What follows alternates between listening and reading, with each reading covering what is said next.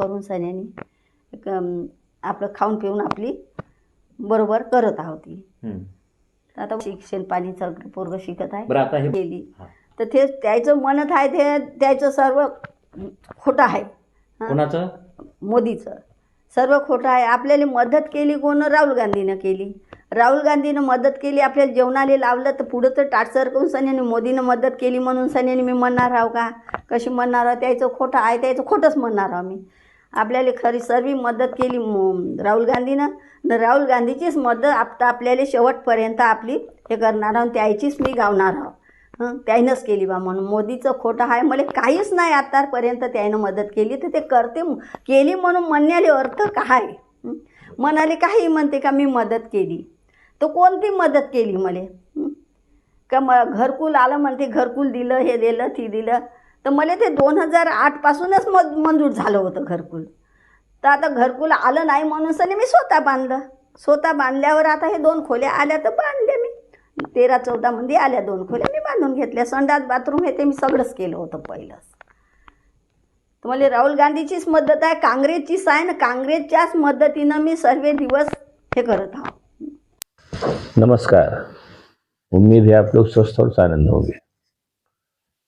कल ही मैंने कहा था कि भारतीय राजनीति इस समय बड़े ही सनसनीखेज और दिलचस्प दौर से गुजर रही है। आज उसकी एक और कहानी आपको बताता हूँ। अभी अविश्वास प्रस्ताव के दौरान कलावती के बारे में, जो यवतमाल महाराष्ट्र की रहने वाली हैं, अपने गृह मंत्री अमित शाह ने बताया कि राहुल गांधी उनसे केवल मिलने गए और उनके लिए कुछ नहीं किया। उनके लिए शौचालय से लेकर के घर और पेंशन और सब सस्ते गल्ले वगैरह की व्यवस्था अपने मोदी जी ने किया। ये अमित शाह साहब ने सरासर झूठ बोला, और उस झूठ में भी एक हास्यास्पद कमी थी कि अगर वो झूठ बोलना ही चाहते थे सदन में तो थोड़ा सा स्टडी कर लेते। तो जिस कलावती को बुंदेलखंड की बता रहे थे, वो कलावती दरअसल यवतमाल महाराष्ट्र की। अब इस बात को आगे बढ़ाने के पहले थोड़ा सा मैं बैकग्राउंड आपको बताऊंगा, तो उससे चीज़ों को समझने में और उस पर मनन करने में आप लोगों को आसानी होगी। भारतीय जनता पार्टी के जो झूठ का सिलसिला है ये बड़ा पुराना है, लेकिन यह है कि इसमें जब भारतीय जनता पार्टी आई पावर में इस बार 10 साल पहले, तो वो झूठ बोल करके ही आई। वो जितने बड़े बड़े वादे उसने किए, वो उसको मालूम था कि उसके नेताओं को ये वादे पूरा करना आसान नहीं है, लेकिन लंबे समय से सत्ता से बाहर थी और इसलिए उसको किसी तरीके से सत्ता चाहिए थी, इसलिए उसने बहुत ज़्यादा झूठ बोले। इस बार एक काम हुआ जिसके चलते जनता उनके झूठ पे फंस भी गई। राजनीति में झूठ बोलना कोई नई बात नहीं, बहुत पुराने समय से राजनीति में झूठ बोला जा रहा है, लेकिन झूठ बोलने का काम छुटभइये और मझोले स्तर के नेता करते हैं। भारतीय जनता पार्टी ने ये काम इस बार बड़े स्तर के नेताओं से कराया है। कई बड़े स्तर के नेताओं ने खुद ही किया, जैसे प्रधानमंत्री हुए, गृह मंत्री हुए, या पार्टी के बड़े नेता हुए। इन नेताओं से आम जनता आमतौर पे झूठ की उम्मीद नहीं करती, लेकिन इस स्तर के बड़े नेताओं ने, मसलन प्रधानमंत्री ने, गृह मंत्री ने और बड़े बड़े नेताओं ने बहुत बड़े पैमाने पर झूठ बोला, और अब तो ये बात सार्वजनिक हो गई है। और ये सोच के बोला कि जनता का ध्यान इस तरफ नहीं जाएगा और इतने बड़े देश में कौन ऑब्जर्व करता है। इसलिए शुरुआत में उनका झूठ जो था बहुत कायदे से चला। जैसा मैंने कहा, मैं फिर कह रहा हूँ कि वो जिस बड़े स्तर के नेताओं ने भारतीय जनता पार्टी के झूठ बोला, उस बड़े स्तर के नेताओं ने इसके पहले कभी झूठ नहीं बोला था। झूठ बोलने का जिम्मा छुटभइये और मझोले स्तर के नेताओं के जिम्मे था। बहरहाल इस बार नए सिरे से झूठ बोला गया, तो उस झूठ पर शुरुआती दौर में लोगों ने यकीन किया, लेकिन बहरहाल वो झूठ तो झूठ होता है, कब तक छुपता है। और शुरुआत में थोड़ा सा इस झूठ से भौचक रहने के बाद फिर भाई जाहिर सी बात है, बहुत से लोग सक्रिय हो गए, उन्होंने उस झूठ की पड़ताल करनी शुरू की, तो सच्चाई सामने आने लगी। और एक बात और हुई कि झूठ बोलने का जो ये काम शुरू हुआ, उसके चलते जो था ये, जो कि पहली बार ये प्रयोग किया गया था कि इतने बड़े स्तर के नेताओं ने झूठ बोला और जनमत बनाने के लिए, तो इसलिए लोगों ने, जैसा मैंने बताया कि पहली बार तो ध्यान दिया और उस पर भरोसा किया, लेकिन बाद के दिनों में धीरे धीरे लोगों ने उसकी पड़ताल करनी शुरू की। और एक चीज़ और आई कि सोशल मीडिया पे झूठ फैलाने का जो तकनीक थी, वो इसका भी इस्तेमाल पहली बार भारतीय जनता पार्टी ने किया। अब तो खैर इस चीज़ से भी वाकिफ़ होने में लोगों को समय लगा और लोगों को इसका मतलब इसका काट ढूंढने में भी समय लगा। अब तो खैर सभी पार्टियों के अपने अपने सोशल मीडिया हैं और उस पर तमाम लोग सक्रिय भी हैं। जो सबसे आलसी पार्टी है कांग्रेस, उसका भी सोशल मीडिया से इस समय अच्छा खासा काम कर रहा है। तो ये काम हुआ, इसके चलते लंबे समय तक झूठ का बोलबाला रहा और कम से कम पहले 5 साल तो झूठ ने अपना काम बखूबी किया। लेकिन जैसा मैंने कहा कि बाद में धीरे-धीरे लोगों ने पड़ताल करनी शुरू की तो सारी झूठ सामने आने लगे। अब इस समय जो सारे के सारे लोग झूठ बोल रहे हैं, भारतीय जनता पार्टी के लोग, वो झूठ तत्काल सामने आ जा रहे हैं। अब मेरा ख्याल है, मेरी भारतीय जनता पार्टी के लोगों को सलाह है कि अब कोई नई रणनीति ढूँढें। उनकी जो पुरानी रणनीति झूठ बोलने की, फेक आइडियाज़ फैलाने की, ये सब करने की, वो सब थोड़े पुराने पड़ते जा रहे हैं। कुछ नया उनको खोजना चाहिए। बहरहाल वो लोग भी समझदार लोग हैं, कुछ न कुछ नया सोच ही रहे होंगे। अब बात वापस आते हैं कलावती पे। तो सन 2008 में राहुल गांधी कलावती से मिलने गए थे, जो महाराष्ट्र के यवतमाल की रहने वाली हैं।